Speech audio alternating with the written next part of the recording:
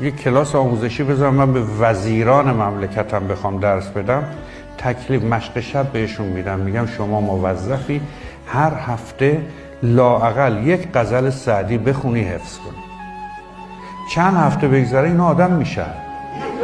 واقعا باور کن. غزل سعدی تو نمیتونی غزل سعدی بخونی و بدجنسی کنی، خشونت ترویج کنی، نگاه بدی به انسان داشته باشی. سعدی زبان شفاف تر که ازش آب میچکه. تو وقتی میخونی فقط کیف نمی کنی، یک جهان قشنگ رویایی از طریق کلمات به تو منتقل میشه.